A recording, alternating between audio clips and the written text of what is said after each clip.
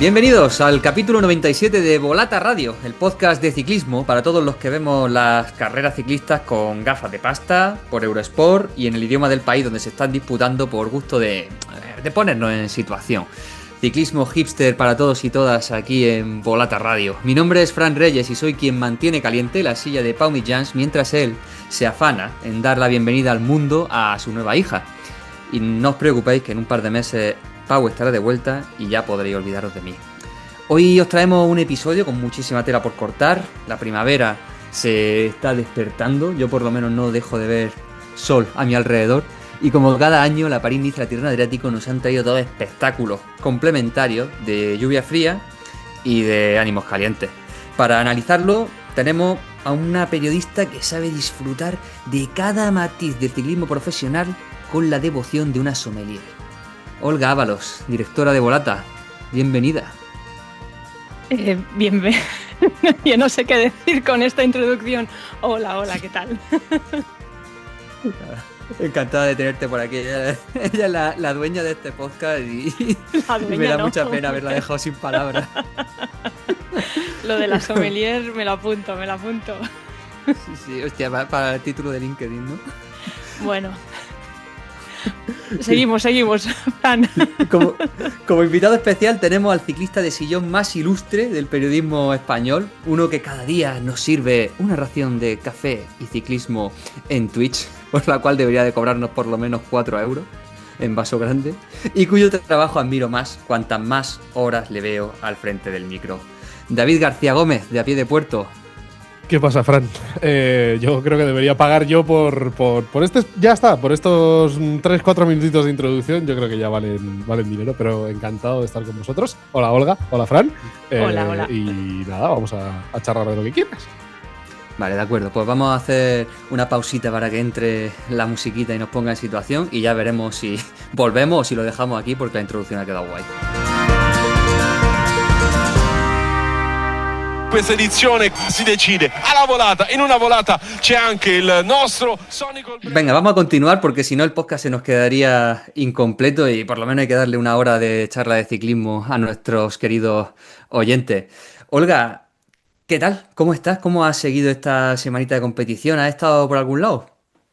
Pues sí. Los últimos días he estado en Marbella y no precisamente de vacaciones, sino en un evento que organiza Luis Ángel Maté, que se llama Marbella Cycling Weekend. Y en él, bueno, es el tercer año que desde Volata también colaboramos con este evento, que ha coincidido con una de las épocas más intensas también a nivel de calendario ciclista, pero allí se creó un pelotón muy interesante con algunos ex ciclistas como Purito, como Aimar Zubeldia, como Jan Urrac, por ejemplo. Y también en algún momento apareció Machín, con lo cual le dio salsa a todo el evento. Sí. O sea, Machín es una de las personas que, David, tú también si tienes alguna experiencia al respecto, compártelo, pero tengo la sensación de que es una de esas personas que es capaz de cambiar la composición química de una habitación con su mera presencia. O sea, es verdad, o sea, tiene una presencia, un magnetismo que provoca que las conversaciones sean diferentes y a menudo más interesantes.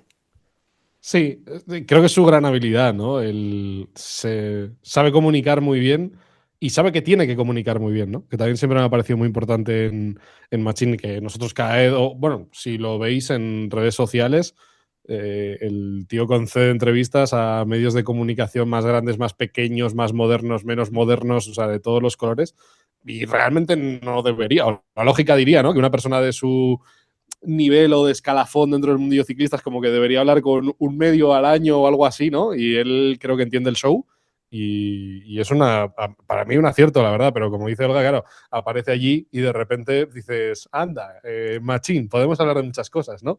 Y claro, supongo que ha dejado algún caramelo que le gusta también a él, ¿no? Sí. De hecho, digamos que dentro del evento organizado por Luis Ángel Maté había una mesa redonda, ¿no?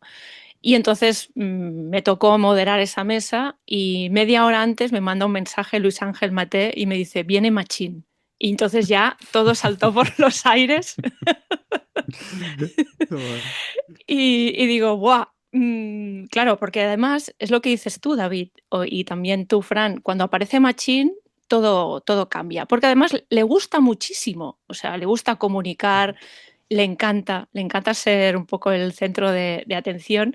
Y ya no diría su sola presencia, es como la mirada de Machín cuando haces una pregunta, es como te cambia a ti mismo, ¿no? Y, y me acuerdo que para hacerle un poquito la broma y romper el hielo, pues la primera pregunta ya le pregunté sobre Paul Seixas, ¿no? Digo, bueno, ¿tú qué opinas? Ese es el Total, hielo que hay que romper. que me Sí, sí. desmontó con la mirada, digo, bueno, seguimos por otro lado. Bueno, es que además esta semanita ha sido caliente con el tema Paul Seixas, la verdad. Bueno, no sé si semanita o ya algo más, pero Sí. todo el Sí, ruido sí. Seixas UAE, además es un ambiente en el que él también sabe moverse, porque yo creo que ya se ha visto Él se más veces en crece, esta. yo creo que Claro, se claro. crece, yo creo que se Le gusta no crece. decir o dejar ahí abierta la puerta, no cerrar, porque sabe que también le viene bien. Claro, obviamente no va a decir, no vamos a fichar a Seixas, porque acabaría de un plumazo con todo esto, ¿no? Pero le gusta, lo dice, tal. Luego se ha filtrado que estuvo el hermano de Seixas, ¿no? En la concentración, que allí estábamos, por cierto, los presentes. Y claro, lo que tiene no conocer a los chavalillos o no ponerles cara, pero allí estaba el hermano de Seixas y ninguno nos percatamos de la situación o ninguno lo vimos, ¿no? Pues ahí estaba. Sí, O sea, hoy, por cierto, por hablar de estos coletazos que está dando la historia, hoy mismo el equipo ha publicado la foto del momento en el que Gianetti le da la mano a Seixas en Siena, en la meta extra de Bianche, generando así un poquito de drama y más salsita. Continúa, Olga, no, perdona. no, lo que sí que le pregunté, claro, tampoco podía ser muy incisiva porque si no, digamos, la conversación la monopolizaba él, ¿no? Y habían otros invitados y había que repartir juego, pero sí que le pregunté a Machín sobre el futuro, ¿no? de UAE, porque aparte, porque ellos ya están planeando qué pasará con UAE cuando Pogačar, cuando él decida, se retire, ¿no? Porque de alguna forma me vino a decir que Pogačar se retirará cuando él, bueno, digamos que se ha ganado la posibilidad de retirarse cuando él le dé la gana, por decirlo así, ¿no? Entonces en el equipo ya están pensando cuál será el próximo Pogačar, ¿no?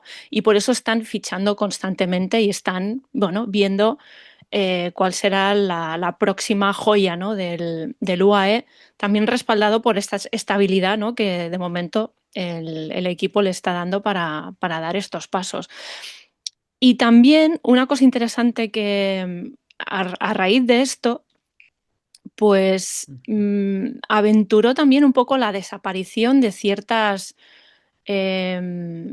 categorías, ¿no? de ciclismo, Ujú. porque los equipos de desarrollo de alguna forma están pues sustituyendo, ¿no? la categoría sub-23, ¿no? Y él mismo es consciente. De alguna forma, él sabe que está contribuyendo a eso, fichando Ujú.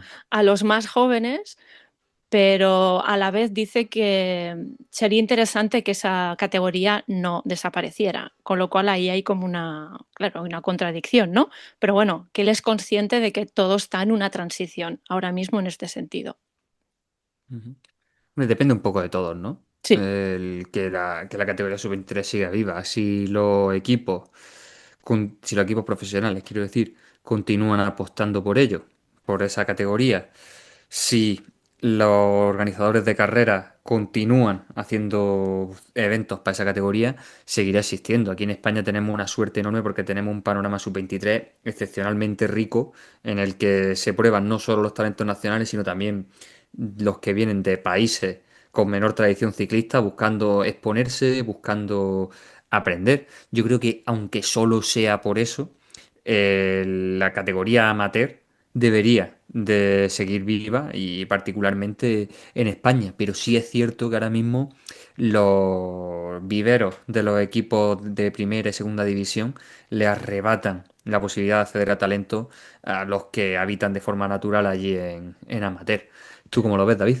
Es un debate muy difícil. Nosotros en invierno, en pretemporada, estuvimos hablando con Markel Irizar, que sabéis que anda ahí al frente del barco de las operaciones de los chavales en Lidl Trek, Y nos venía a decir un poco lo mismo que decía Olga, ¿no? De esta dualidad de sí, no veo que sea el camino más correcto, pero necesito hacerlo o me quedo Ujú. fuera de juego si no lo hago, ¿no?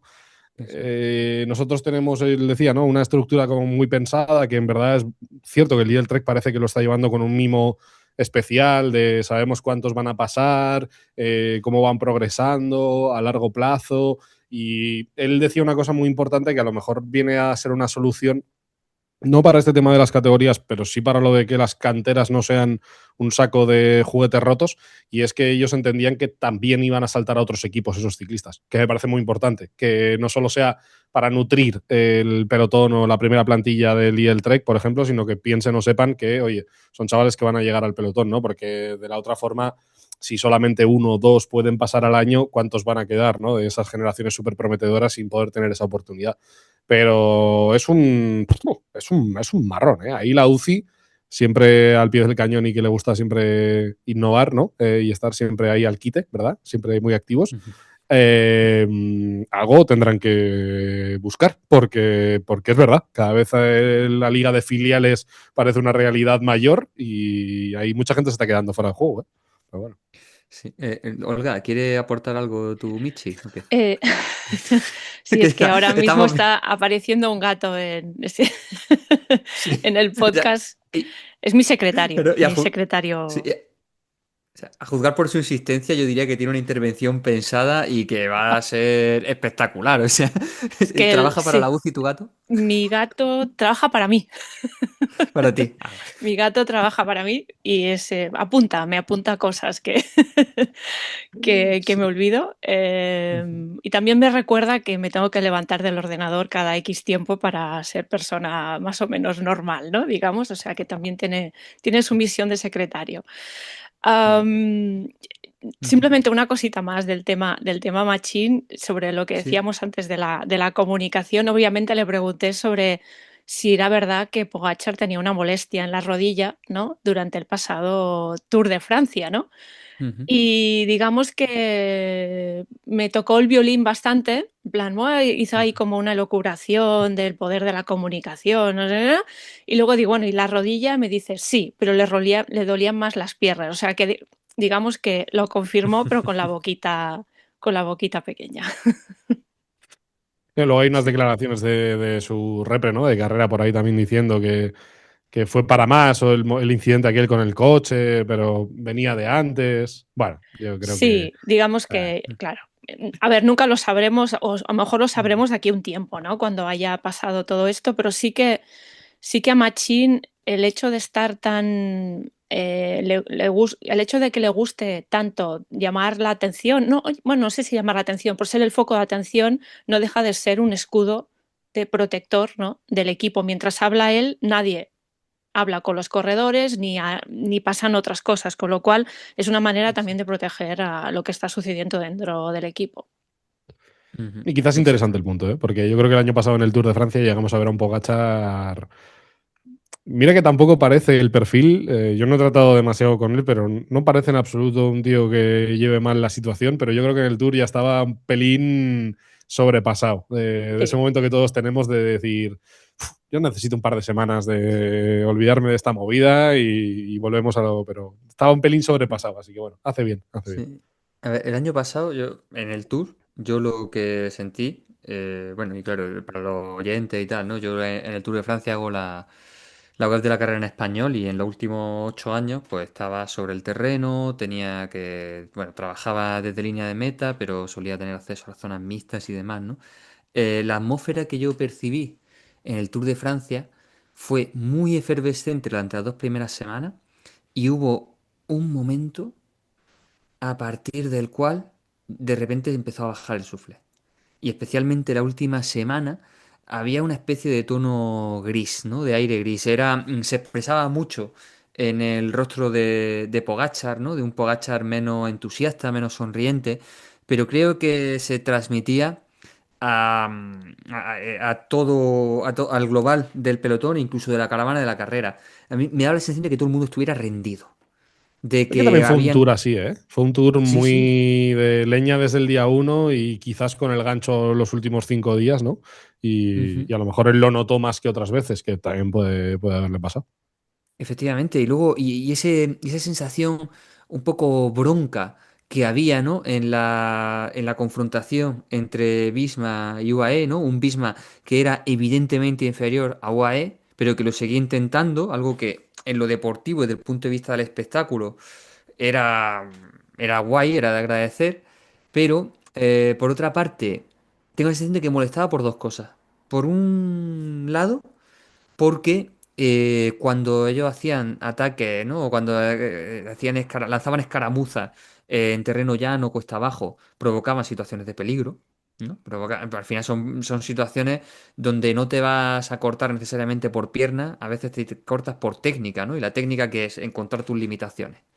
Y resulta que ahí, por ese espacio, tú, porque no tienes el mismo nivel técnico que otra persona, no entras o tocas el freno un poquito antes. Y eso es generar peligro, ¿no?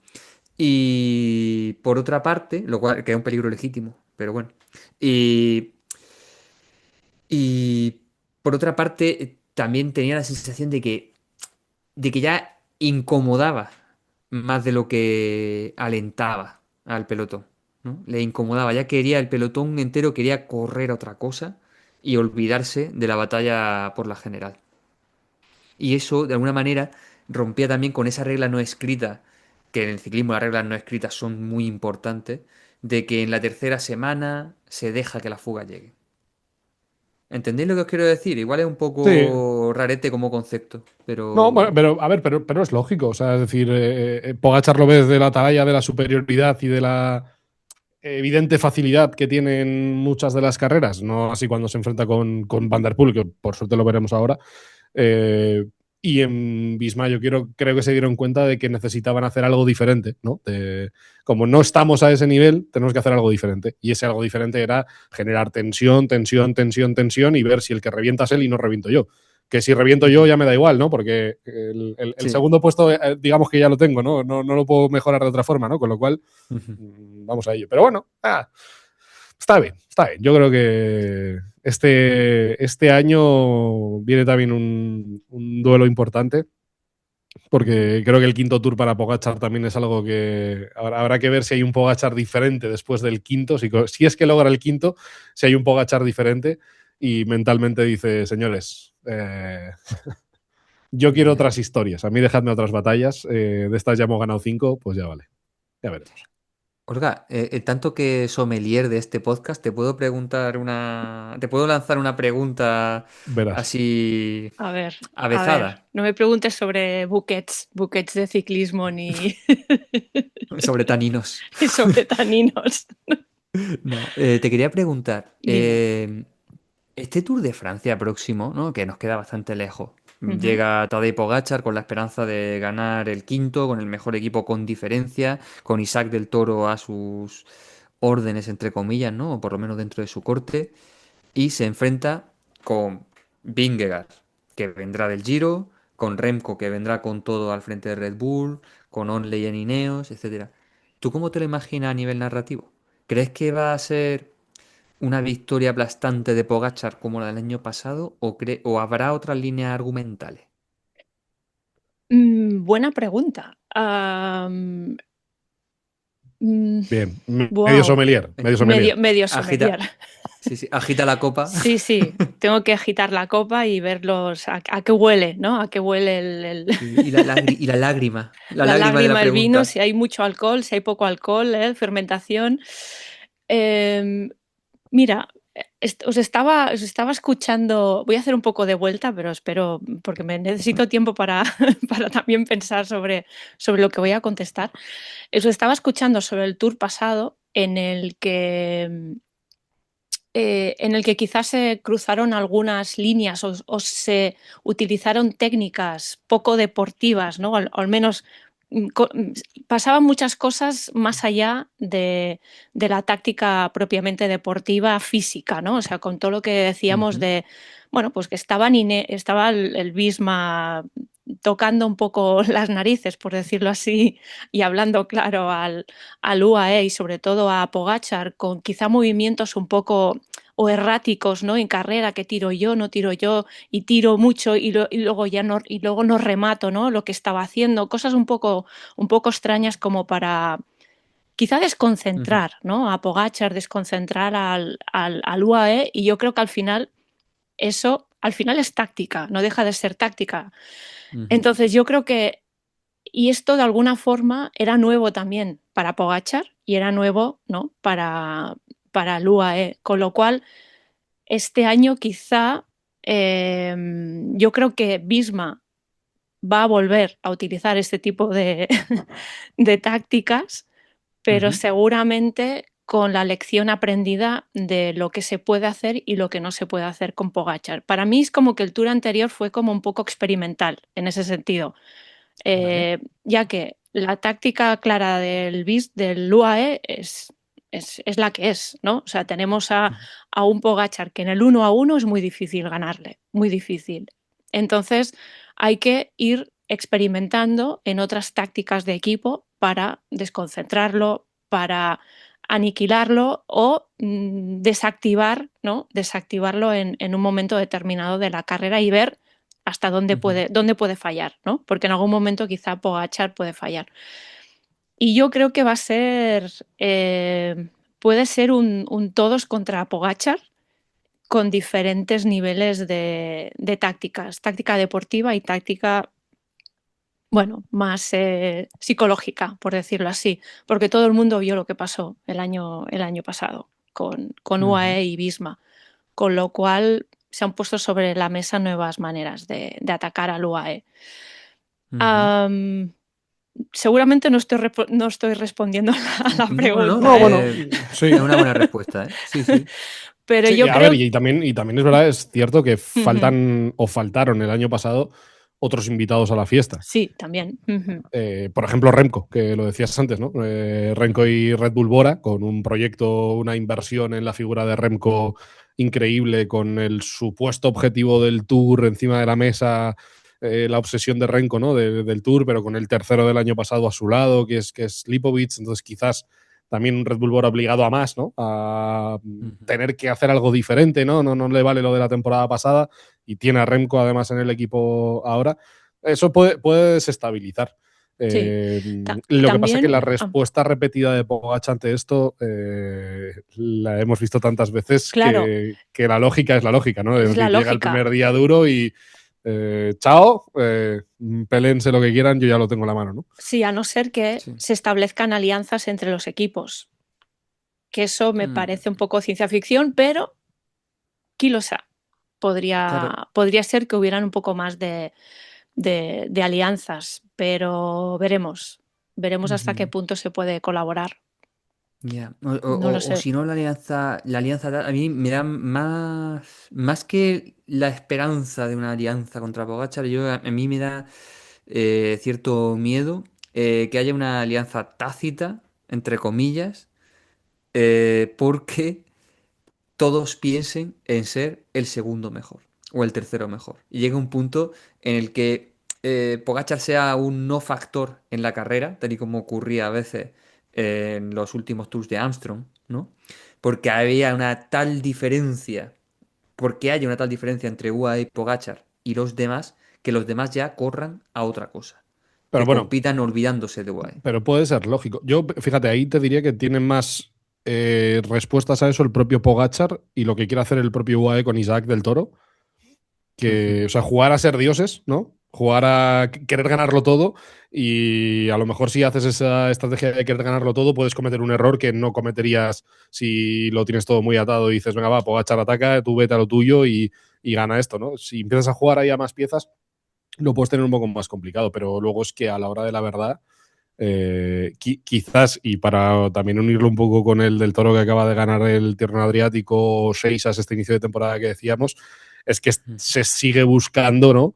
Vingegaard viene de hacer una París-Niza normal, vamos a decir, ¿no? Pues se sigue buscando quién es ese o esos que pueden desestabilizar la superioridad de Pogačar, pero la realidad es que hasta que alguno lo demuestre, los escalones son muy claros. Es Pogačar el 1, de momento Vingegaard el 2, aquí esto no ha cambiado, y en el 3 aparece un vagón de nombres, pero con diferencia, ¿no? Entonces yo creo que ahí es donde está difícil inventar. Por eso decía lo de Remco, que por ejemplo Remco, al ir a un equipo como Red Bull, quizás sí que está este año obligado a, oye, si quiero en un proyecto como Red Bull liderar el Tour de Francia y tener opciones a ganar el Tour de Francia, tengo que dar argumentos para decir, puedo pelear esto o puedo complicar esta carrera de alguna forma, ¿no? Pero bueno.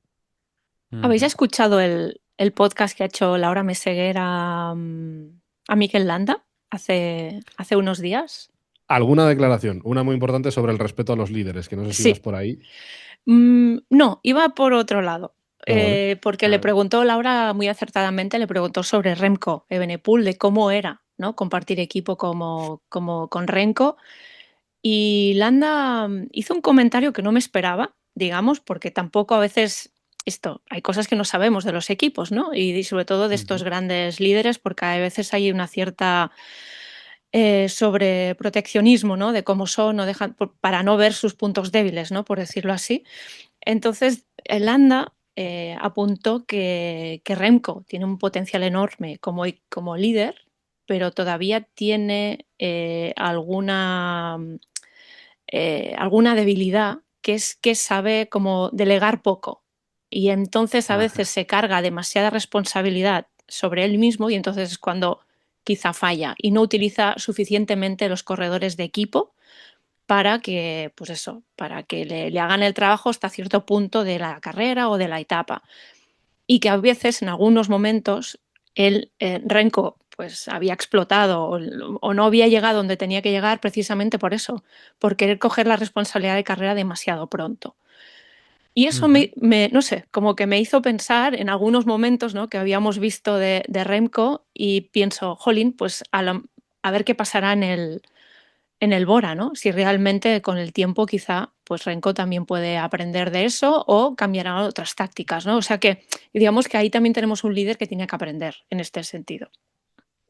Sí, es muy interesante, Olga, y me ha hecho pensar en otro caso, ¿no? De otro ciclista para grandes vueltas que nació en un equipo que no tenía demasiada tradición en ese tipo de carrera, que era Romain Bardet, cuando él surge, ¿no? Como gran líder de la G2R, ¿no? Hace esos 2 podios en el Tour de Francia y demás.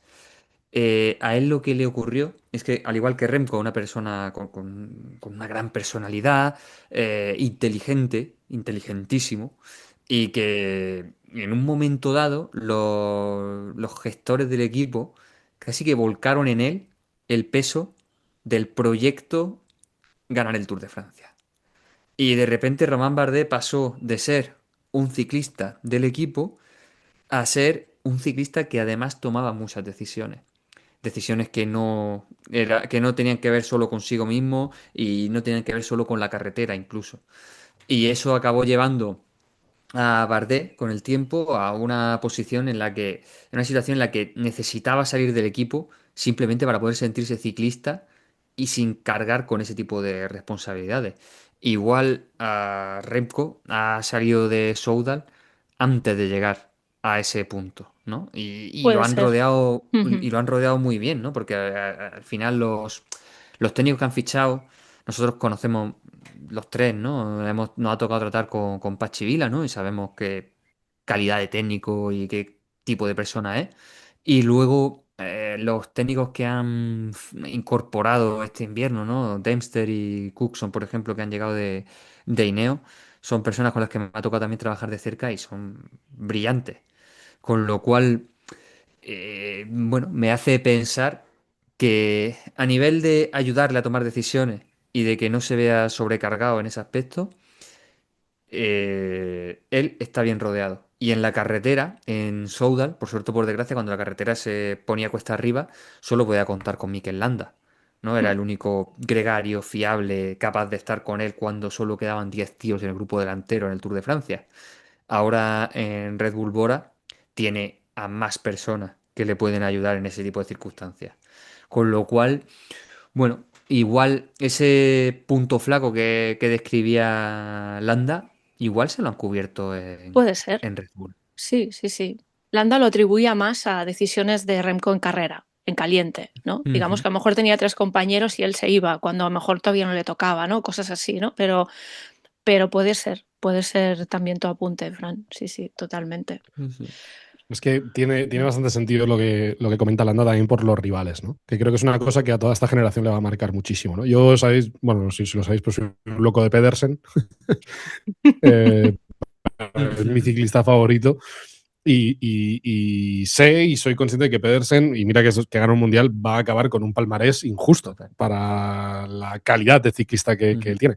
Pero quizás a Remco también le pasa una cosa, ¿no? Y es que querer correr como corren Vingegaard y Pogačar, quizás te fuerza más errores, ¿no? Si Pogačar hace esto, yo tengo que hacer esto porque soy rival de Pogačar, y luego te das cuenta, ¿no? La realidad te golpea y te dice, bueno, chato, pues no porque claro, es que este tío tiene una habilidad que no tiene sentido, o hace esto y no gasta, o le da igual gastar X que sigue siendo superior, ¿no? Igual Remco es otro, o debería tomárselo de otra forma, ¿no? Pero bueno, a eso debería aprender, que también es muy joven, ¿no? Que parece que ya. Es que con la llegada de Seixas yo tengo la sensación de como que se anulan a muchos nombres, y es Sí. como que Renko sigue siendo un chaval, ¿no? Entonces tiene un montón de Ya. años por delante, pero bueno. Yo creo que Total, tenemos que total. hacer un pacto entre todos, dejar de hablar de Seixas, Ya literal, porque literal. pobre tico, o sea, bueno, no sé, es que ya está, ¿no? Es, Ya llegará. claro, pero es el hype, ¿no? Y Sí, muchas veces, no, o sea, el otro día leía una frase que condensaba muy bien, ¿no? El tema de los contratos no se firman en función del rendimiento, se firman en función de la esperanza, ¿no? Tú no firmas a un ciclista por lo que anda ahora, sino por lo que crees que va a andar una vez forme bueno, parte de tu así se plantilla. firmó Messi en el Barça, seguramente.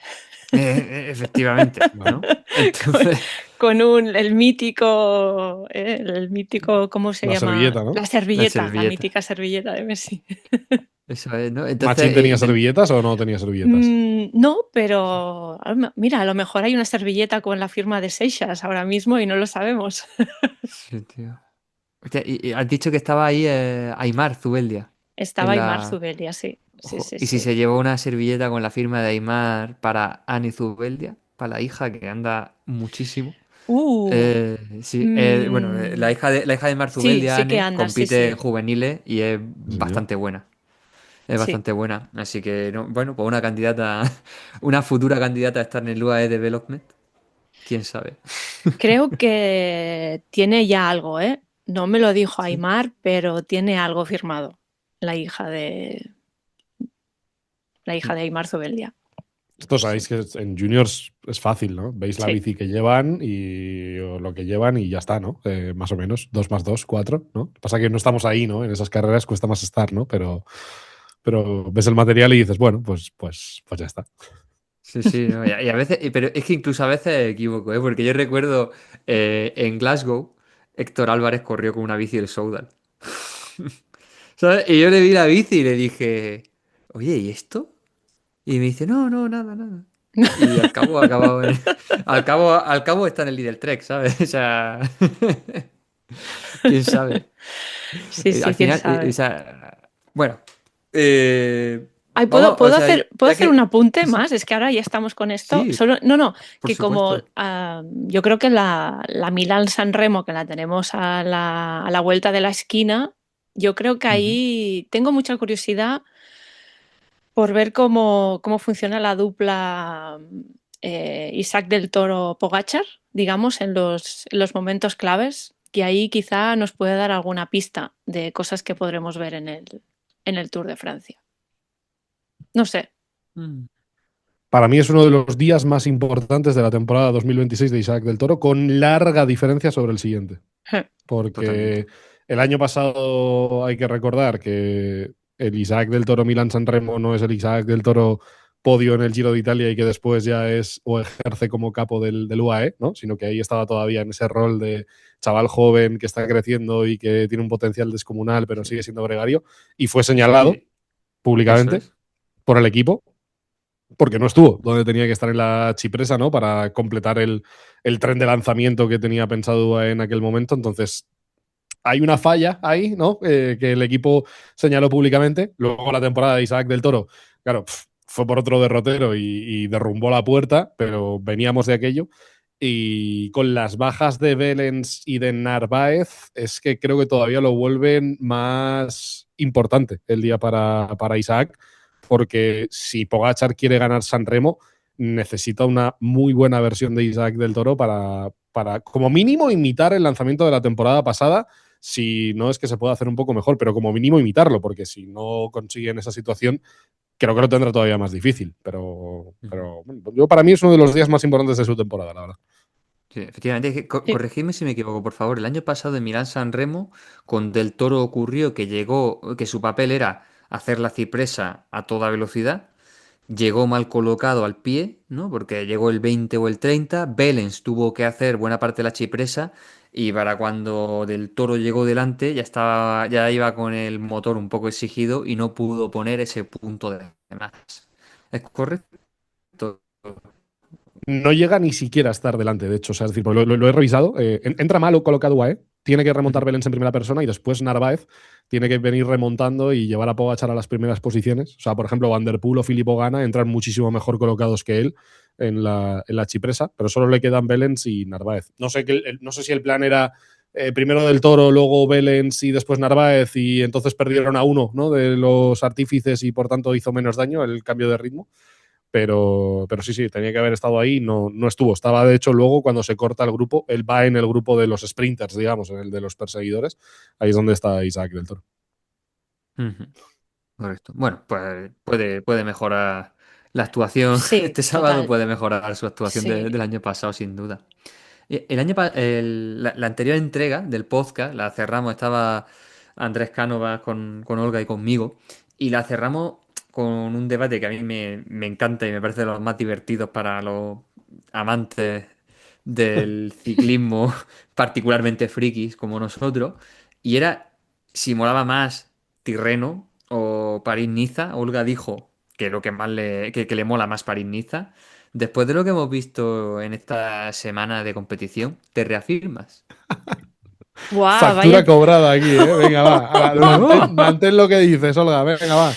A ver. Pues, a ver, tengo que decir que me ha gustado más la Tirreno este año. Ya, Sí. pero este año es como argumento inválido, ¿no? O sea, es normal, ¿no? O sea, es lógico que haya gustado más Tirreno, ¿no? Pues me ha gustado más, lo reconozco. O sea, a nivel corazón, me tira más la París-Niza siempre. Pero, ostras, este año la Tirreno nos ha dado grandes momentos. Desde el momento Van der Poel, ¿no? Ujú. De la primera etapa hasta, bueno, a todo lo que hemos visto de Isaac del Toro. Y, o sea, me ha gustado mucho más la Tirreno que París-Niza. Que bueno, que Ujú. París-Niza al final, bueno, no sé si ha sido un poco más, yo creo que ha sido un poco más aburrida. Y luego al final, como hay por todo el tema de la meteorología, ¿no? La lluvia, esos momentos en los que Jonas Vingegaard decía, pues ahora no salgo, ¿no? A veces como que se queda como empañado todo, ¿no? Por Y estos, no solo la cámara, ¿no? Se queda por estos, empañado y no sí, solo la cámara. por estos episodios, ¿no? Y dices, bueno, no sé, creo que a nivel deportivo sí, la Tirreno ha estado mejor. Pero yo creo que la Ujú. propuesta de las dos era muy interesante este año, ¿eh? Lo que pasa que la caída de Ayuso y por ende todos los demás que iban detrás de él y todos los posibles rivales de Jonas Vingegaard en la general de París-Niza, pues han dejado la carrera en un punto que no esperábamos. Pero yo creo que el recorrido, incluso con problemas en la etapa de Auron previsibles, desde que ves que van a ir a Auron y va a hacer malo, Pero en yo vez de creo que ser hubiera... Auronplay fue Auron Stop, ¿no? Sí, literal. Perdón. Pero, pero, pero, Y pero eres el creo que era una Retoma, sommelier, propuesta. retoma. No, eres no, el sommelier del humor, del Fran? humor, literal. Guau. Que creo que era una propuesta que iba a estar muy chula, ¿eh? O sea, yo creo que de haber estado Juan, los Movistar, Ineos con todo lo que tenía en competición, yo creo que hubiera estado muy chula también, ¿eh? No sé con cuál nos hubiéramos divertido más, ¿eh? Porque es verdad que después te quedas con Tirreno, pero seguramente el duelo Vingegaard-Ayuso en concreto es el que era más morboso de todas las Sí, semanas por, sí, por, sin por duda, ubicarlos, ¿no? sin duda. Hostia, esto, no, Y ya veíamos que Ayuso venía súper enchufado, ¿no? De las primeras competiciones, Algarve, etcétera, y estaba con un nivel, bueno, para mí sorprendentemente alto, digamos, el nivel de Ayuso, porque pensaba que en este principio de temporada Ayuso estaría en una posición un poco más, no sé, recatada o de aprender, ¿no? Incluso cómo iban las dinámicas internas, ¿no? Del Lidl Trek, etcétera, etcétera, pero no, directamente líder. y, y sí, la verdad es que daban ganas de entender, ¿no? A qué nivel está Ayuso respecto a Vingegaard.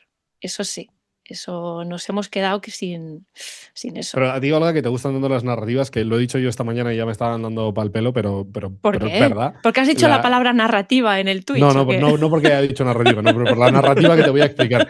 Porque Vale. la siguiente narrativa es, de momento, y todo esto es susceptible de cambios, obviamente, Isaac del Toro, Paul Seixas, el que no tendríamos que volver a mencionar, y Juan Ayuso en la Itzulia, dentro de unas semanas. Uy, es verdad. Entonces, Buah, claro, a tío, no nivel había caído en narrativo. esto. No Y había Claro, caído en Roglic. esto, tío. y Roglic, correcto. O sea, es como los chavales y el abuelo. Entonces, a nivel narrativo, esta carrera era como, vale, vamos a medir a Juan Ayuso, entre otros, con Vingegaard, pero ahora de repente es el duelo de los que vienen. Seixas lo ha hecho muy bien, Del Toro lo ha hecho muy bien, Ayuso lo ha hecho muy bien. Vale, ahora enfrentaros en una Itzulia y a ver quién se lleva esta victoria, este golpe moral, ¿no? Que me decían que es muy pronto y que cómo vamos a decir eso y tal. Y lo entiendo, obviamente no hay que. Quien gane la Itzulia no tiene por qué ser el mejor y ni que vaya a hacer la mejor temporada, yo qué sé, es una carrera, no pasa más. Pero sí que creo que es una carrera con una carga narrativa y un duelo ahí de que ellos mismos saben a lo que se enfrentan, ¿no?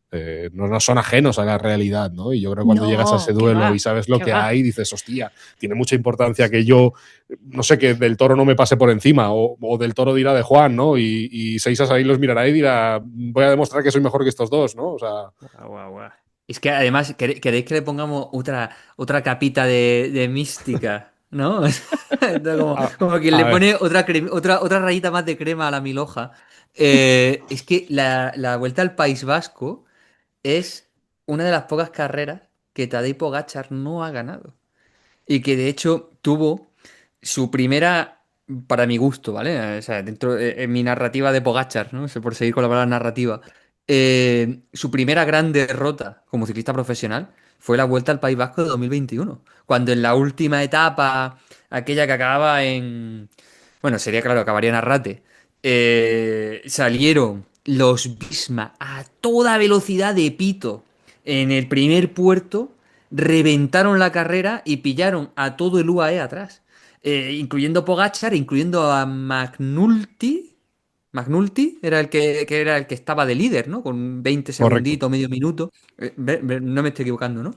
Entonces, que en esa carrera, que es precisamente la única que no ha ganado Pogachar, se vayan a enfrentar tres corredores que aspiran a destronarlo de una manera o a otra, ¿no? O aspiran a heredar su cetro, mola bastante. Mola bastante. Y una carrera además tan tramposa como es la Vuelta al País Vasco, tan llena de emboscadas, puede ser, o sea, puede ser un carrerón. Va a estar muy guapo. Buah, pero Oye, también el Pogachar del 2021, claro, no es el Pogachar de ahora, ¿eh? no, por supuesto. No, No no. es, no es el mismo Pogachar. Es Es otro, es un la versión previa. prepogachar, Es el ¿sabes? pre-Pogachar. O sea que entonces perdía. Perdía carreras, por Pero tampoco decirlo así. tanto, ¿eh? Tampoco tanto, ¿eh? Que yo estuve, un día lo hice porque haciendo ahí un preguntas y respuestas con la gente hablamos de qué se podía esperar de Pogachar, ¿no? Ostras, empecé a revisar sus resultados hacia atrás. Es que ya nos hemos acostumbrado a la Ya, excelencia, ya, ya. pero la excelencia de Pogachar es increíble, ¿eh? La cantidad de temporadas que lleva sin tener grandes derrotas, como dice Fran, pues posiblemente Ujú. sea desde el 2021. O sea, es que en el resto yo creo que no tiene grandes derrotas. Más allá de las del Ujú. Tour, que no creo que se puedan contar como grandes derrotas porque ha terminado siempre segundo y con un puñado de etapas, ¿no? Son derrotas, pero Sí. no es esta típica derrota de un ciclista al uso, ¿no? De repente va al Tour y acaba Bueno. séptimo porque le pasa algo, ¿no? O tiene que abandonar, que incluso ni siquiera ha abandonado. Sí, Sí, es cierto. pero sí que fue hincar la rodilla, ¿no? O sea, en cierto modo para mí, no es, efectivamente, no es una humillación, ¿no? Claro. No es una humillación, pero sí que hincó la rodilla, ¿no? Y en un escenario clave, porque, por ejemplo, también recordamos cómo Enric Mas le ganó un Giro de la Emilia a Tadej Pogačar, ¿no? En aquel otoño fantástico que tuvo Enric hace 3 años, pero digamos que ese era más circunstancial, vamos a llamar, no más anecdótico. Fue precioso, fue esperanzador, esperanzador desde el punto de vista, ¿no? De ver a un Pogačar humano, pero mm, no fue en un escenario tan clave.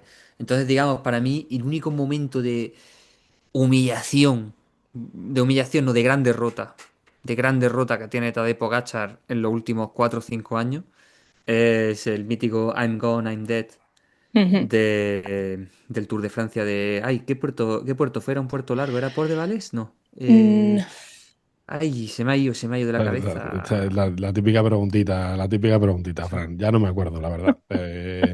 Lo hemos vuelto a subir, de hecho, este año, ¿no? No era en La Los, Col de la La Los. Los, el Col Col de de la la Los. Los, Sí, Col de señor, la sí, Los, señor. sí, Que se ha sí. vuelto a El subir Col Col de este de la la año. Los. Los, Ujú. correcto. Sí, sí, sí. Y esto es Bueno, del y 2023. de Sí. 2023, Sí, sí, pero exactamente. bueno, a lo que iba con la. O sea, que es verdad, que eso es una gran derrota, pero que quiere decir que habla de lo extraordinario que es Pogachar, que sus derrotas son ser segundo en el Tour con un puñado de etapas. Ya, sí, sí. Es decir, que no sé, que es habitual, le pasa a muchísimos ciclistas que tienen, pues oye, una carrera en la que no están delante o pues una vuelta de una semana que no se les da tan bien. No, no, no. Pogachar lleva posiblemente desde el 21 sin fallar a la Ujú. cita en ninguna de las carreras, ¿no? Pero bueno, oye, no sé, sin más, lo de Así es. Ayuso, esto que me parece curioso que es llegamos a la narrativa, ¿no? De Itzulia, el duelo de los que vienen, ¿no? El duelo de los que toman Sí, el sí, sí. testigo, así que va a estar bonito. Ujú. Sí, y además la Itzulia es una carrera que le gusta mucho a Ayuso, o sea, ¿no? Y también ya la ha ganado, ¿no? En el pasado, con lo cual es un terreno conocido para él y vendrá como de Ujú. semi, ¿no? Pseudo veterano en la, en la carrera también. Pues Sí, sí, sí, por sí, totalmente. sí, la verdad que sí. Sí, sí. Pues sí, os digo mi opinión en torno a lo de Tirreno y París-Niza. A ver, Venga. No sé si es por apego emocional, pero a mí me ha seguido gustando más la París-Niza que la Tirreno. Fíjate. Pero por un lado creo que es el apego emocional y por otro que a mí una etapa como la de Auchan, la etapa de el viento, la lluvia, con una carrera tan larga donde el pelotón se rompe en el kilómetro 2 o 3 y hay corredores como Kevin Boclan que tiene que competir a la contra durante 3 o 4 horas para acabar perdiendo 4 o 5 minutos en meta, donde una etapa de un perfil relativamente amable, pero que el décimo llega a más de 5 minutos del ganador, a mí solo por esa etapa ya me pareció... Bueno, ya me gustó más la París-Niza que la Tirreno, fijaros lo que os digo.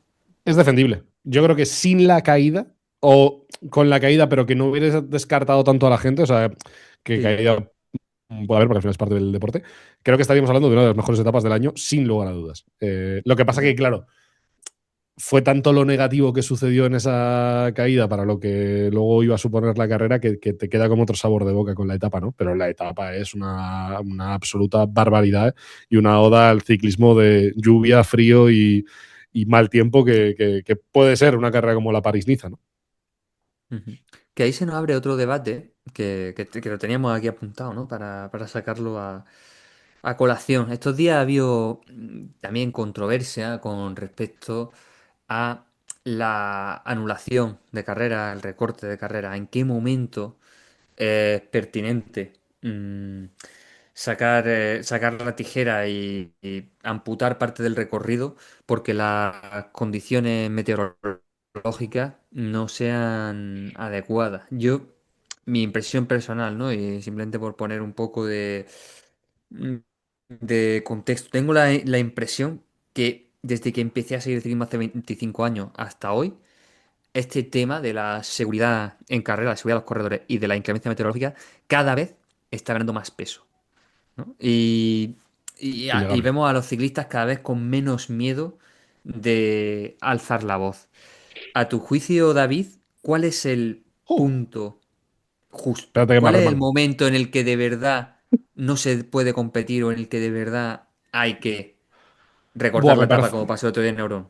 Hostia, me parece muy difícil, la verdad. Es un tema muy complicado, muy, muy complicado. Establecer argumentos claros o indudables, indebatibles, me parece imposible, la verdad. O sea, creo que ese no sería el camino, como el típico protocolo de, no, si hace 5 grados o si llueve, creo que me parece muy difícil establecerlo. Sí que creo, y aquí un poco hablando por experiencia, porque ha pasado en el inicio de la temporada y lo hemos vivido desde dentro, lo hemos vivido años anteriores, por ejemplo, en Galicia también. Este año pasó con el viento en la Vuelta a la Comunitat Valenciana, que estábamos allí, ¿no? En Murcia también En ocurrió. Murcia, por ejemplo, también sucedió. Ujú. Es verdad que cada vez se habla más de este tema y que los ciclistas tienen cada vez menos miedo a hablar de este tema, pero también está viendo, que creo que es un poco el mensaje que quedó del inicio de la temporada, un llamamiento también a la responsabilidad de los ciclistas de cuidado, ¿no? Quizás estamos cruzando la la palabra. ¿Mm? Unilateralidad. Ahí Unilateralidad. estás, unilateralidad en la toma de la decisión. Es decir, estáis teniendo mucho peso y estáis condicionando mucho lo que sucede y eso está acarreando otros problemas de los que quizás ahora mismo no soy conscientes, ¿no? Que es el enfrentarse directamente a organizadores o lo que le supone a una carrera el tener que cancelar, cambiar recorridos, tal, no sé qué, no sé cuántos. Entonces, es un tema, hostia, bastante más profundo de lo que parece y Sí. muy delicado porque no es como que podamos decir, hostia, lo estáis haciendo mal, tenéis que salir a correr. No. Bueno, igual un día sí, otro día no. Es muy difícil. Yo también estoy con David, que es muy difícil establecer unos protocolos y seguirlos siempre, porque además el tema de la meteorología es tan... Es que es cambiante, o sea, digamos que no es como un deporte al aire libre en un recinto, ¿no? En el que, como en el fútbol, ¿no? Que tiras la pelota, sale el árbitro, corre la pelota, no corre, bueno, pues entonces no se juega, ¿no? Algo así, ¿no? O sea que hay muchos más factores. Claro. Sí que creo que estamos en un momento en el que hay que volver a encontrar como el equilibrio. Sí que cuando hablas con ex profesionales de hace 20 años, ellos reconocen que llegaron a aceptar condiciones que ahora mismo serían ilógicas, pero porque ellos no tenían conciencia de que podían quejarse y de que podían alzar la voz diciendo no estamos seguros haciendo eso. Eso como que no, ni lo pensaban, ¿no? Y ahora digamos que nos hemos ido como al punto opuesto en el que los corredores han tomado conciencia de su propia seguridad, ¿no? También porque en los últimos años han habido algunas desgraciadas muertes, ¿no? Pues eso, porque la carrera no estaba bien señalizada, por múltiples motivos, vallas, etcétera. Y yo creo que hay que volver a encontrar un poco el equilibrio.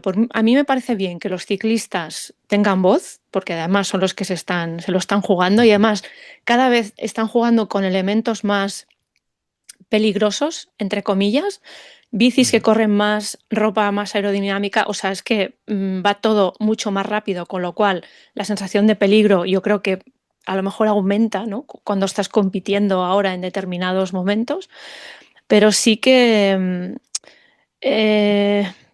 tenemos que... Eso, hay que buscar otra vez el punto de que tanto corredores como organizadores pueden hacer su trabajo bien. Estamos en ese momento de impasse, creo, en el que todo se tiene que volver a poner en su sitio en este nuevo ciclismo mucho más rápido y mucho más aerodinámico y todo. Bueno, es más o menos lo que voy viendo también, ¿eh? Pero sí que creo que a veces los corredores...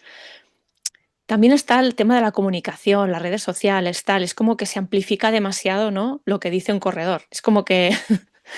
Y creo que a veces la voz de los organizadores está un poco en segundo o tercer plano, es que casi no podemos, es que no los oímos a ellos, ¿no? No, y realmente en las reuniones estas que supongo que la gente que nos está escuchando sabe cómo funciona esta historia, ¿no? Pero los ciclistas se reúnen con los organizadores, con los comisarios que están allí y demás, y se toma una decisión, hay una serie de representantes y demás, pero claro, es que quienes tienen el peso último de la decisión son ellos, porque ahora ellos se plantan o se paran. Sí, bueno, que recordáis. Esto antes igual no era tan habitual, ¿no? Es decir, que ahora un organizador no puede decir, no, salid, porque al kilómetro 1 se te para el pelotón y chao. Sí, es como lo que pasó en la Volta a Cataluña el año pasado, en la etapa de Berga, que bueno, porque había mucho viento y sí que podía ser peligroso.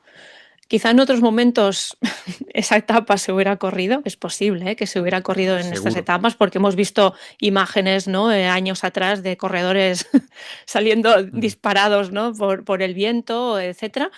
Em, pero ahí también pudimos ver cómo se tomó una decisión que luego en plena carrera se rompió también, ¿no? O sea que también los corredores están aprendiendo cuáles son las dinámicas internas, ¿no? Las nuevas dinámicas internas del pelotón. Eso fue un día complicado y luego ibas a preguntar a los directores de equipo y te decían, nosotros hemos tomado una decisión con los corredores tal, pero si luego el corredor decide hacer lo que sea en carrera, también los corredores, los directores se callan, ¿no?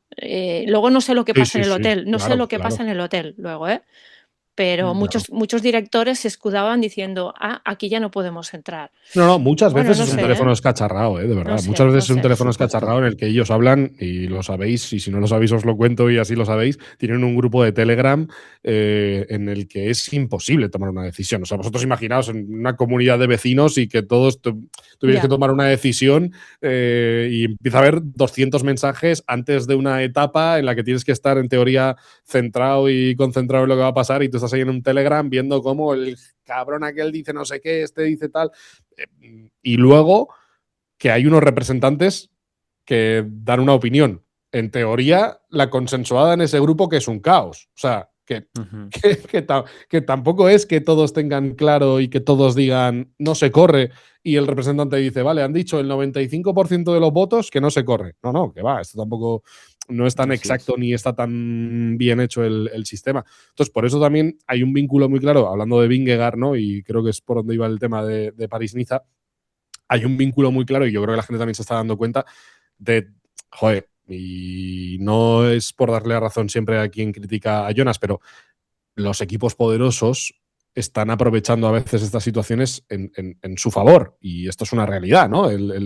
Ellos saben que se juegan seguramente más que otros, ellos tienen unos objetivos que son más importantes que para otros y desde esa situación es muy difícil tomar una decisión coherente porque seguramente desde donde estás viendo la decisión no es desde donde la tienes que estar tomando, ¿no? O sea, en No Gran Camino, por ejemplo, daba siempre la sensación de decir, bueno, es que lo más importante viene más adelante. Y era como, ya, bueno, pero tu oficio sale adelante por esto también, ¿no? Si no, pues oye, hacemos Sí. nada más el tour y ya está. Y todos corréis el tour y pues a lo mejor no habría lo que hay montado alrededor del mundillo ciclista, ¿no? Entonces, bueno, es un tema muy complejo y que no sé si se está abordando como se debería de momento. Creo que se está dejando como la pelota seguir y sí. no sé si está yendo hacia el sitio correcto. Sí, y además yo creo que también, no sé si esto es consecuencia de que hace unos años algunos equipos eh, empezaron a tener demasiado poder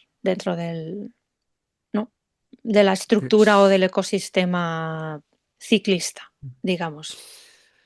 Yo creo que siempre ha sido así. Siempre ha habido equipos y ciclistas que han tenido más peso que los otros y sobre todo dependiendo de en qué lugar estuvieras, de en qué carrera estuvieras, ¿no?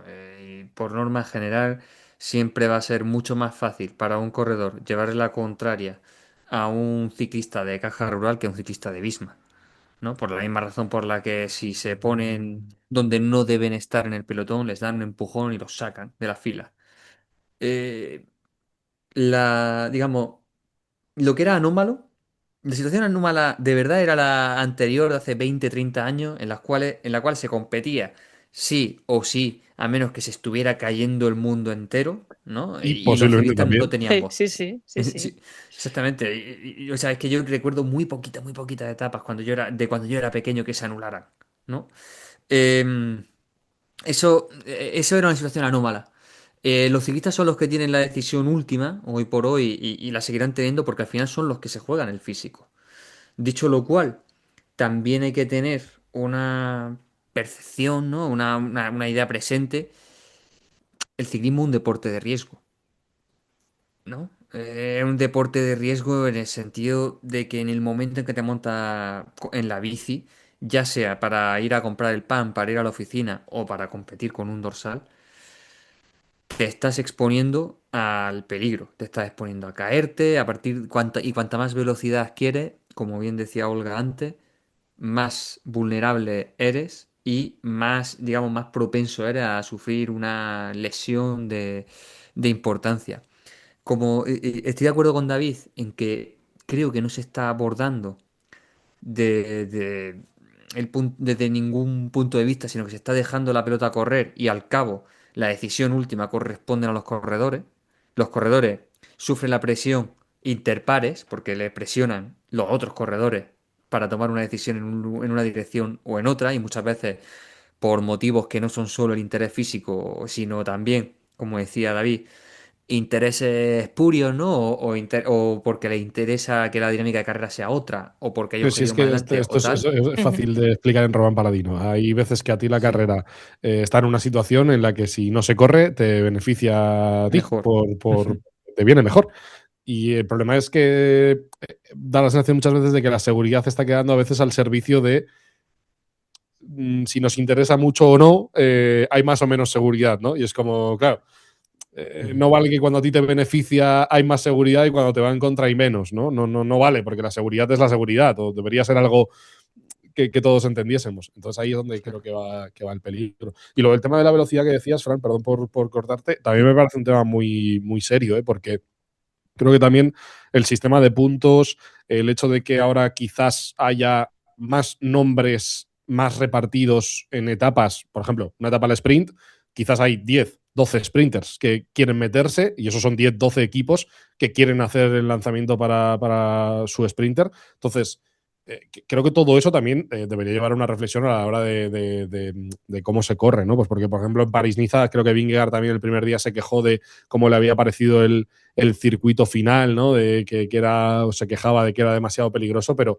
realmente tampoco hay una forma de ello. O sea, lo que hablábamos del otro día en el café nosotros era que la solución a eso es llevar las metas a polígonos. En plan, claro, si quieres entrar al centro de una ciudad, son calles más estrechas y si por donde caben 20 queréis ir 70, pues no vais a ir. Es Mm. tal cual. Entonces también hay una parte ahí de lo que es peligroso Sí, o hasta dónde lo convertimos nosotros en peligroso, ¿no? exactamente. Y es que te doy un contraargumento ahí, David. Hoy en el Tour de Taiwán ha habido una caída a 1 kilómetro de meta heavy con 30 ciclistas implicados. Bueno, 30 igual me estoy pasando, pero fácilmente 20. Y el pelotón era de 70 tíos y la carretera tenía 6 carriles. Entonces, si en esas condiciones, que en teoría son las condiciones ideales, también hay caídas. ¿Por qué? Pues porque las caídas y el riesgo son inherentes al deporte de la bicicleta. Ahora yo os propongo una solución que a veces se me ha ocurrido y que me parece, tengo la sensación de que es un poco loca, pero a ver es vuestra opinión. Y si por mucha consulta, ¿no? Y por mucho que expresen su opinión, equipo, organizadores, ciclistas, la decisión última correspondiera a los comisarios de la carrera, al árbitro de la carrera. Loquísima la idea, revolucionaria. Bueno, estás hablando de una Wow. figura que yo creo que no existe en ningún otro deporte, ¿no? Un árbitro, dices, ¿no? ¿No? Un juez, Sí, ¿no? el árbitro. Hostia, Joder. hay No, que, hay no, que investigar esta idea, ¿eh? Creo que tiene Bueno, futuro, ¿eh? joder, es, pero me refiero, es que existe la figura del presidente, del sí, Ah, pero presidente, el colegio yo de comisarios como árbitro en sí, sí, jefe, estoy y vacilando. parece que para esto, No, para mí, para esto no. literalmente, la UCI es quien tiene que tomar la decisión como organismo independiente de decir, escucho al organizador, me dice X, el ciclista me dice tal, el comisario allí me dice no sé qué, pues yo soy El el gato equipo. de Olga dice no sé qué, el El gato de gato Olga de la está dice no otra sé sí, es que vez. cuánto, está volviendo a aparecer, es que le y interesa mucho este tema claro, también. no, y yo como árbitro digo, pues mira, oye, este señor me dice algo que tiene todo el sentido del universo, usted está diciendo algo que no lo veo tan claro, pues tomamos esta medida por el camino del medio. Pero claro, es que eso no pasa. Eso es un problema. Sí, eso, a ver, buah, es complicado eso, ¿eh? Porque a lo mejor te dicen, pero tenemos comisario de carrera, ¿no? Sí. Porque es una figura que no está ahí y actúa en poquísimas ocasiones, ¿no? Sobre todo actúa cuando, yo qué sé, pues cuando hay que sacar una, pues eso, amonestación a alguien, ¿no? O lo típico que, pues si alguien ha hecho trascoche, ¿no? Bueno, estas cosas, ¿no? En eso sí que aparece, ¿no? Pero eso tendría que ser la UCI, quien dotara de ese poder a los, a los Claro. árbitros de Y de carrera. esa responsabilidad, Y que de para mí es el esa, problema, sí, ¿eh? sí, Que al sí. final es una persona que tendría que tomar una decisión que afecta a los ciclistas porque pueden ver que la decisión va en contra de sus intereses o al organizador porque la persona esta que está aquí no sabe lo que yo sé. No Claro, es que sería tan fácil es una decisión, darle poder a alguien independiente. En otros claro, es deportes una decisión de pasa. O muchos sea euros y que muchas Sí, sí, vidas. sí, sí. sí, ¿Sabes? claro, Son, correcto, son correcto. muchas vidas porque es un pelotón que tal, y es un pelotón de personas, de seres humanos, que si sufren una caída grave van a estar 2 meses en la cama, por no ponernos en lo peor, y también es una decisión de muchos miles de euros porque igual al organizador de la carrera que se compita ese día es el elemento que va a dirimir que subsista la carrera el año siguiente o no.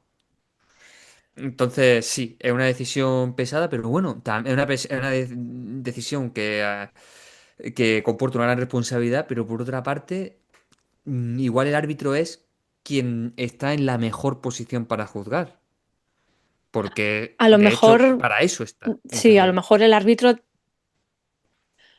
puede tomar puede ser una. Es que no sé hasta qué punto estas decisiones se toman también con los árbitros o no, Sí, ¿sabes? participan. Participan, Participan, ¿no? pero Participan, Sí, ¿no? sí, pero obviamente, por lo que estamos diciendo, pues Pero son más casi oyentes sí, que otra que parte. actores. Sí. pues Sí. a lo Yo mejor. para mí hay una clave en todo este asunto, perdón, Olga, de esto Ujú. que lo hemos hablado mil veces y de hablar con los organizadores, yo creo que podría desbloquear un poco la situación. Y es que yo creo que en el ciclismo hay una ventaja para todo esto y es que un organizador nunca va a ir en contra de un ciclista queriendo que el ciclista se haga daño. Nunca. O sea, no son rivales, que está apareciendo muchas veces en estos debates que son rivales, ¿no? Que es o el ciclista tiene la razón o el organizador tiene la razón, ¿no? El organizador me hace ir hasta Auron y tiene que subir con crampones porque hay nieve y el tío dice que tengo que ir ahí arriba porque me dice que tengo que ir con crampones. Yo creo que el organizador nunca va a ir tan en contra del ciclista, entonces creo que el organizador debería o podría ayudar a facilitar un poco estas decisiones porque el organizador muchas veces es pues una crono sin cabras porque hay mucho viento, hacemos que haya no tiempos para la general. Es como que el organizador siempre parece que pone de su lado soluciones que a lo mejor podían ser el camino, ¿no? De intentar darle más peso al organizador y que el organizador sea el que diga, oye, pues esto bien, esto mal, hacedme caso que va a pasar esto, porque normalmente los organizadores también saben mucho del terreno,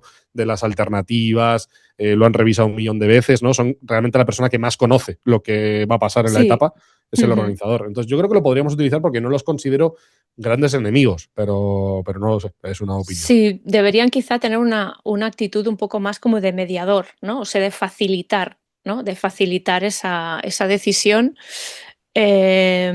También porque, a ver, ¿cómo lo puedo decir esto? O sea, digamos que ya estamos en un momento en el que han habido ya diferentes episodios, ¿no? O de quejas de corredores o de anulaciones por todo tipo de circunstancias.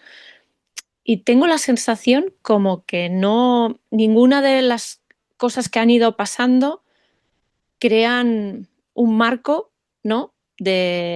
Para decidir Total. lo que vendrá, Ujú. lo que puede pasar en otra carrera, en otra etapa, ¿no? Es como si empezáramos siempre de cero, ¿no?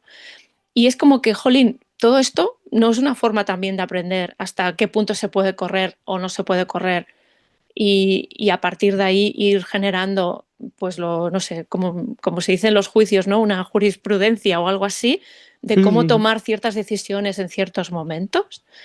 No sé, tengo esta sensación, ¿eh? De Sí, sí, que sí, es no. verdad. Que es como que la casuística se pierde, ¿no? Se Sí, analiza algo el así. caso Son casos determinado particular individuales, y... correcto, claro. Son historias individuales, pero que no, porque No, son repetidas en el tiempo luego, pero cada una se aborda de forma diferente. Ujú. Pero sí, sí, estoy de no, acuerdo, Ya, ya. estoy de no acuerdo. sé. Bueno, a ver, yo voy a ejercer de árbitro, bueno, por un lado para Sí, decirle a los oyentes que este va a ser el tema sobre el que os vamos a preguntar, o sea que si tenéis ganas de enviarnos un audio o un correo, ahora al final del programa Olga nos dirá cómo hacerlo. Y por otra parte, llevamos ya 1 hora y 10 minutos grabando y bueno, de Tirreno y París-Niza hemos hablado un poquito y tal. Yo creo que ya podemos darnos hasta por satisfechos con el análisis de Milán-San Remo, que es la carrera que tenemos este sábado. ¿Cómo esperáis que sea? Olga, ¿cómo esperas que sea la Milán-San Remo masculina este sábado? Yo espero que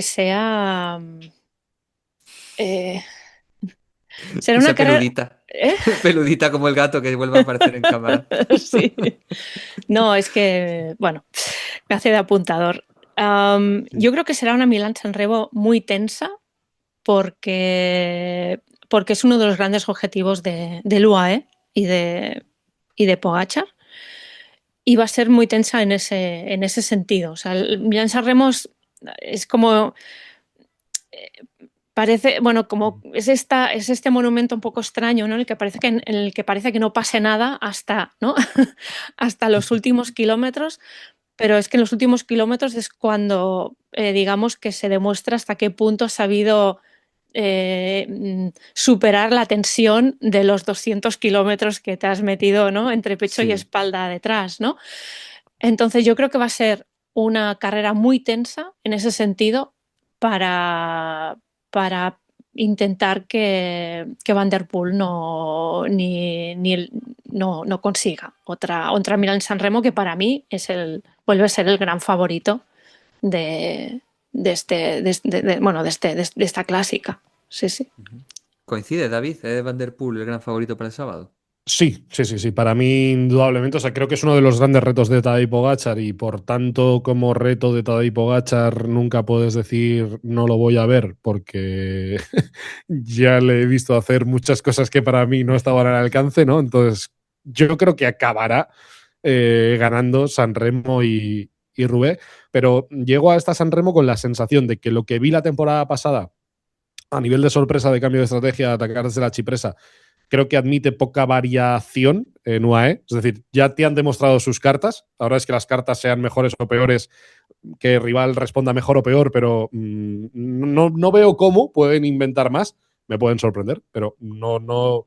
Acudo como creyendo que van a hacer lo mismo que hicieron la temporada pasada, esperando que tenga un resultado diferente. Y creo que, por desgracia para Pogachar, en San Remo, por lo visto en los últimos años, lo que hay que pensar es que depende más de la versión que veamos de Van der Poel que de la que veamos del propio Pogachar. Porque creo que Pogachar ha hecho suficiente para ganar esta carrera, pero su némesis es el que ha conseguido neutralizarlo. Entonces, si la versión de Van der Poel, que se ha pegado ahí buenos entrenamientos y buenos ensayos generales en Tierno Adriático, es la versión de la temporada pasada, pues creo que volveremos a ver una cosa bastante, bastante, bastante igualada y que cae del lado de Van der Poel por lo que hemos visto los últimos años. Pero es muy importante lo que pasa en esta Milán-San Remo también para el futuro de Pogachar, que lo hablábamos antes, porque en su lista quedan pocas cosas por tachar. Si tachase o no tachase San Remo, a partir de ahí veríamos otro Tadej Pogachar, ¿no? Un Pogachar con menos objetivos a partir de ahora, ¿no? Con lo cual, muy importante para mí. Sí, sí, totalmente de acuerdo con David. Yo creo que eso, que el UAE va a tensionar mucho la carrera, va a intentar hacer mejor, ¿no? la aproximación a la chipresa este año con Isaac del Toro. Y la verdad es que si Van der Poel está bien, se lo van a dejar en bandeja a Van der Poel, como aquel que Claro. dije. O sea que le pueden hacer el trabajo a Van der Poel. Ahí es donde yo creo que es lo que dice David, va a depender más de Van der Poel que de Pogačar ganar Claro. esta Milán-San Remo. Es que ahí, mira, esa era la reflexión que ya, que ya hice el año pasado y que este año vuelve a ser, digamos, pertinente. Yo me decía a mí mismo, si el UAE corre a acelerar el máximo posible con la esperanza de que Pogachar cuesta arriba se marche y sea capaz de mantener a raya a todos los demás en el terreno favorable, bien sea desde la cima de la Chipresa o bien desde la cima del Poggio, perdón, le están haciendo la carrera a Van der Poel. Porque a Van der Poel también le conviene eso. A Van der Poel los esfuerzos esos de 6 8 minutos, como son Chipresa y Pollo, pues le van bien, ¿no? Y luego encima, pues tiene un poco más de potencia que Tadej Pogačar en el terreno llano, con lo cual, si Pogačar llega a corona el Pollo con Van der Poel, va al matadero. Van der Poel le va a ganar.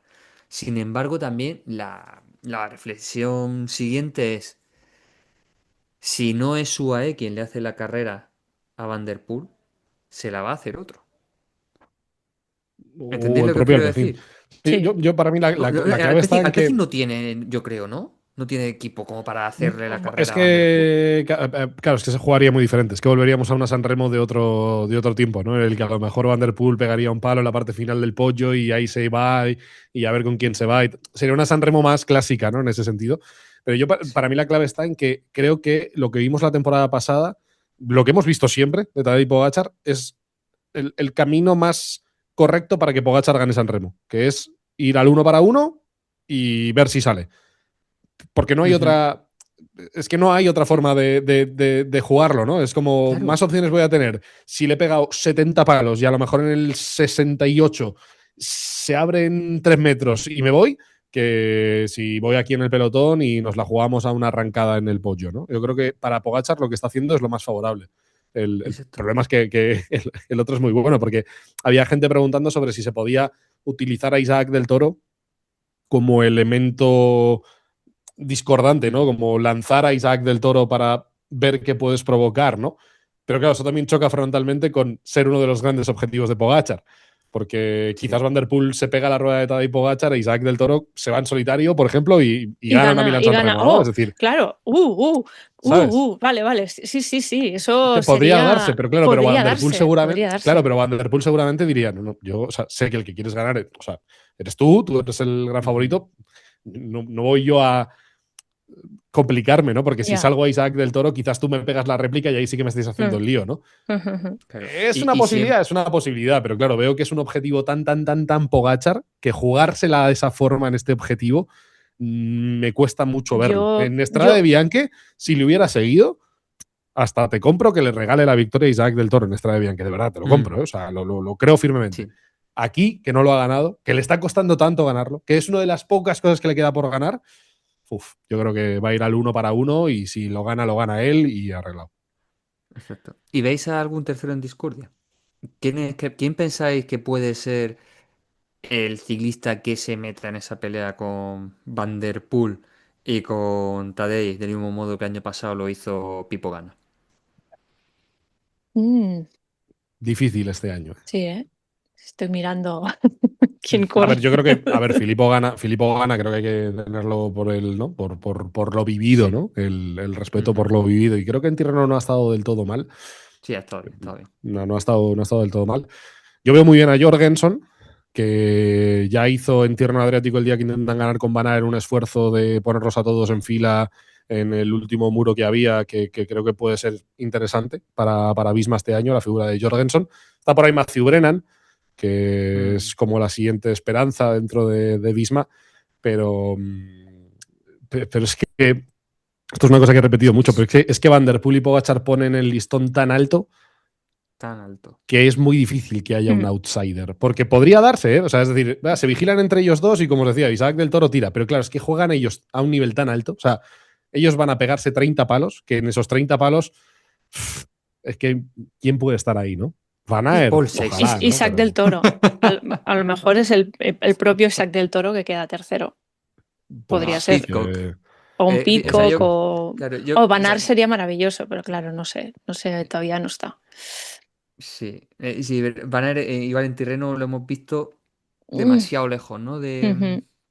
A mí Pidcock, por lo que vimos en Strade Bianche y tal, me hace pensar que igual puede llegar a ser un factor, pero es verdad que con un ciclista con la fisonomía de Pidcock no te lo imaginas disputando. Y fíjate que es un ciclista con chispa y con potencial y con unas características maravillosas, pero no te lo imaginas disputándole un sprint a Van der Poel No, como el de la Vía Roma y en San Remo. si queda tercero será con, ¿sabes? Con a cierta distancia, por decirlo así, creo yo. Ujú. en el grupo, ¿no? Sí, Sí, en podría el ser. grupo. Es que, Sí, por sí. ejemplo, creo que el año pasado, por lo que vimos, claro, lo que hacen es un ataque de estos termonucleares en la Chipresa al que puede salir Filippo Gana, porque es un caballo, una potencia descomunal, y Van der Poel.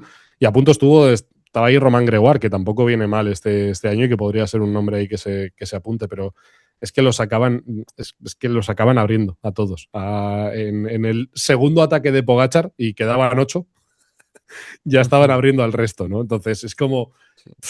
o sea, sería una sorpresa enorme que alguien se cuele en esa fiesta. Una sorpresa, pero enorme. Si no es Filippo Ganna, que ya estuvo el año pasado. Pero Eso es. revisando el final, solo por daros un apunte, Pogačar ataca desde abajo en el podio.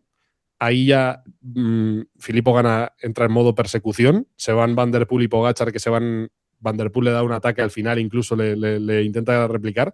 Y Filippo Ganna, desde que empiezan a subir el podio, está siempre a 11-10 segundos, 11-10 segundos, y entra en el último kilómetro de la Milán-San Remo, conecta con ellos dos. O sea, es decir, que ni siquiera Filippo Ganna fue capaz, y acabó segundo el año pasado, de estar en la pelea que había en el podio. Lo que pasa es que entre ellos dos se neutralizaron y por eso entró Filippo Ganna por detrás. Pero Total. es que es muy loco. Fue un tercero en discordia de la forma más literal posible, ¿no? Y en cuanto a la carrera de chicas, que bueno, este año va a ser segunda edición desde que volvió la Milán-San Remo femenina, que en su momento era la Primavera Rosa. Hemos visto en Strade Bianche y en el Trofeo Binda dominar a FDJ Suez de Demi Vollering, que en Strade Bianche ganó con el Xabe. Y en el caso de el Trofeo Binda vimos a UAE dominando aplastante para favorecer la victoria de Caroline Swinkels. ¿Vosotros cómo esperáis que sea la carrera? ¿O imagináis que ese dominio de FDJ o UAE pueda descabalgar a Lorena Vives, que es la campeona saliente y que está volando en este inicio de temporada? Es muy difícil. Claro, o Muy sea, a ver, difícil que mola lo consiga. pensarlo, pero creo que Lorena Vives es como el perfil clásico de San Remo, ¿no? Es como Sí, le viene al pelo, ¿no? sí. Tiene que pasar algo para que no esté, Que se no esté pierdan ahí. con una moto igual, Olga, ¿no? Que les manden ahí Bueno, así, sí. que tiren para un lado en vez de para el Por otro, ¿no? Algo así, alguna de estas, ¿no? ¿Te imaginas, tío? Qué Buah, fuerte, qué momento de zozobra aquel, ¿eh? qué fuerte, por favor, qué fuerte. Eso ocurrió en la Strade Bianche, para los que no lo vierais, en la Strade Bianche de hace 2 sábados. Hubo un momento en el que un grupo de perseguidoras, donde estaba Demi Vollering y Marianne Vos, siguió a la moto equivocada, se metió por un sector de este rato que no estaba en el recorrido, y al cabo de 200 300 metros se tuvieron que dar la vuelta en una situación de confusión, y que yo tenía un miedo de que se iban, de que se iban a caer en un momento dado, porque era un terreno súper complejo. Sí. Y algo que era muy desconcertante, por cierto, no sé si os fijaste, era que en ese camino de de este rato había una familia. O sea, había una familia esperando, viendo, mirando la carrera desde lejos, porque no iba a pasar por ahí la carrera, pero los espectadores sí estaban. ¿Sabes? Es Y Ya. que digo, es ellos loco. sabían, igual ellos sabían algo, igual ellos Sí, sabían que sí, alguien sí, se lo iba a habían equivocar y iba a preparado. echar por ahí. Segura. Quiero decir porque también eso al final de Strade Bianche nos hace sacar una conclusión no realista, porque luego la carrera fue otra, ¿no? Porque al final el Sí, grupo en el que iba una de las grandes favoritas no estuvo en competición, digamos, o bueno, tuvieron que no sí. parar para ayudar a Demi Vollering porque ya se había descartado. Bueno, no sé, cambiaba un poco la historia. Por lo tanto, a nivel de recorrido, yo una defensa y una propuesta, que creo que estamos ahí acabando. No puedo comprar un recorrido de Milán-San Remo-Done que no sea un recorrido Milán-San Remo. 156 kilómetros este Sí. año, igual que el año anterior. Ya hay etapas en otras carreras de este kilometraje o incluso superiores.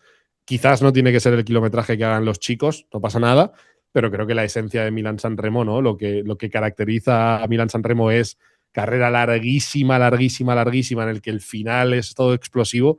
No sé si 156 kilómetros para las chicas hoy en día es ese sentido. Creo que debería ser una carrera con bastantes más kilómetros para que fuera lo mismo. En plan, que el sentido sea el mismo. No hace falta que sean exactamente los mismos kilómetros, pero que sea la carrera más larga con diferencia del año, debería, ¿no? Es una muy buena reflexión. Sí, porque además es que la Milán-San Remo de hombres, si no es larga, es lo que dices tú, es que no es Milán-San Remo. O sea, porque si no,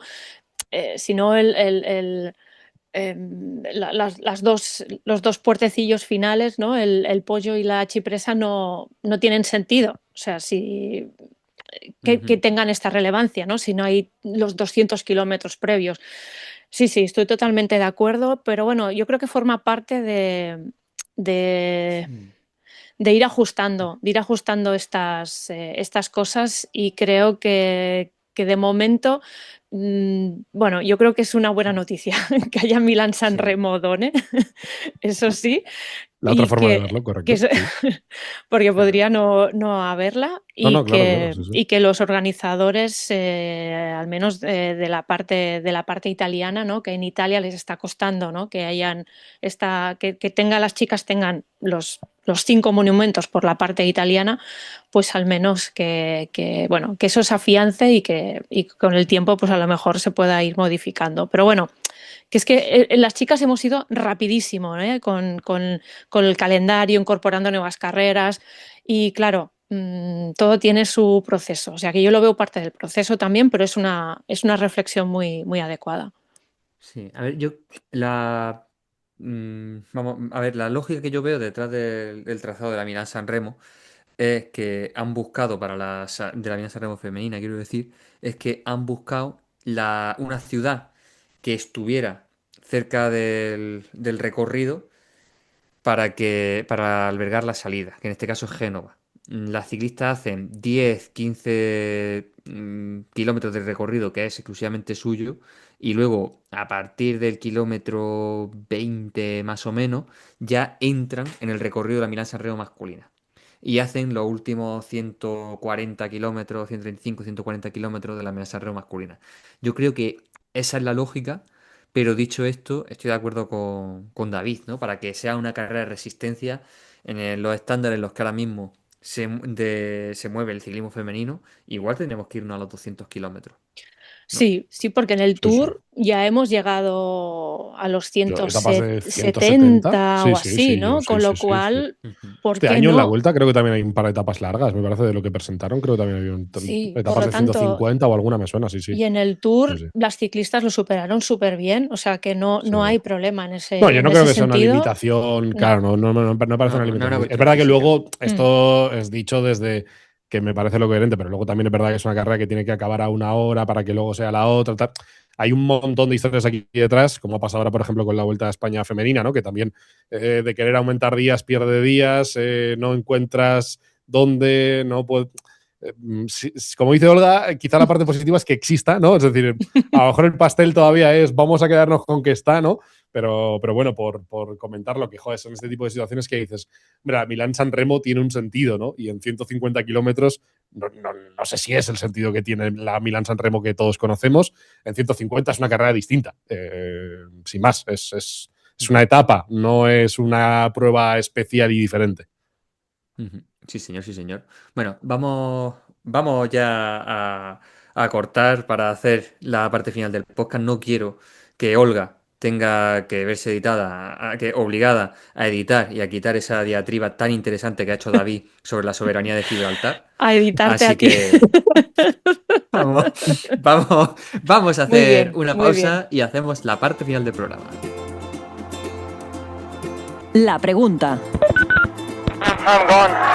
I'm dead. Parte final de esta edición número 97 de Volata Radio, vuestro podcast de ciclismo hipster.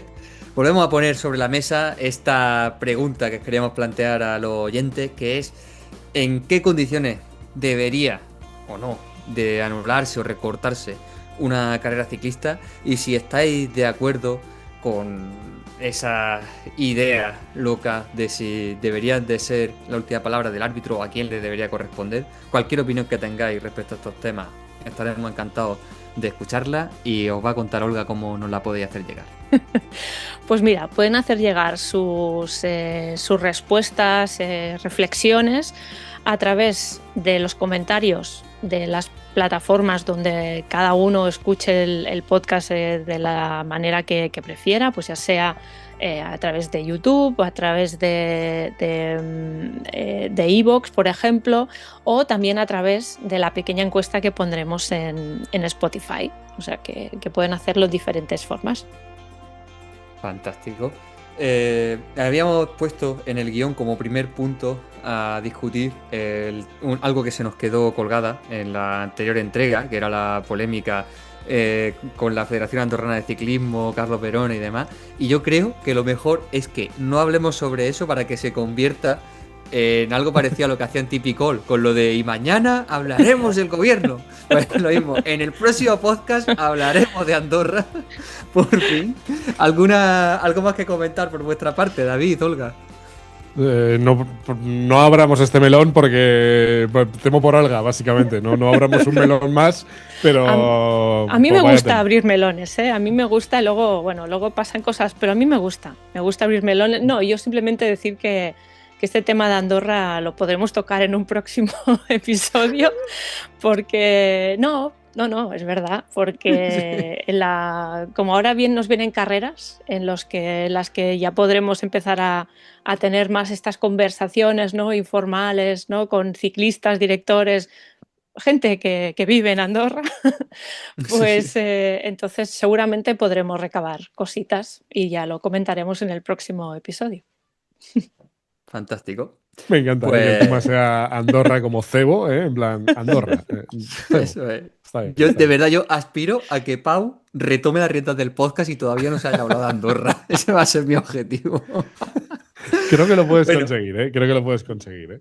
Buena dirección de programa, Fran, ¿eh? Ha sido de tu estilo, bien, ¿eh? Profundo, hablado, bien, ¿no? Sommelier. Sí, como poquito, sommelier, ¿no? un gran sommelier, ¿eh, Fran? Claro, yo creo que… Sí. Me imagino más como el cesador de pollos de Luis Aragonés. Pero bueno, dicho lo cual, muchísimas gracias por tus palabras, David. Muchísimas gracias por tu ilustre e ilustrada presencia. Un placer tenerte aquí en el podcast.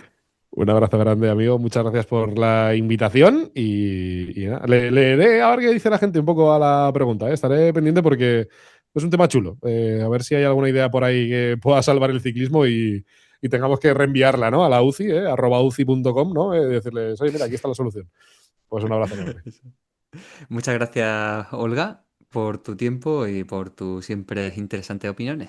Muchas gracias, Fran, y también un gusto que David se haya podido pasar por el podcast, que bueno, estos crossovers a mí me encantan. El hasta ahora tu podcast, ¿no? Ahora podcast de Fran, ¿no? Es un poco sí. No, nunca dejará de ser el podcast de Olga. Todos somos contingentes. A ver, que no es mío el podcast. No lo repitas más, tío. Que no es mío el podcast. De volata. De volata. Radio. Un placer. En 2 semanas nos volvemos a escuchar. Muchísimas gracias a todos los oyentes y hasta muy pronto.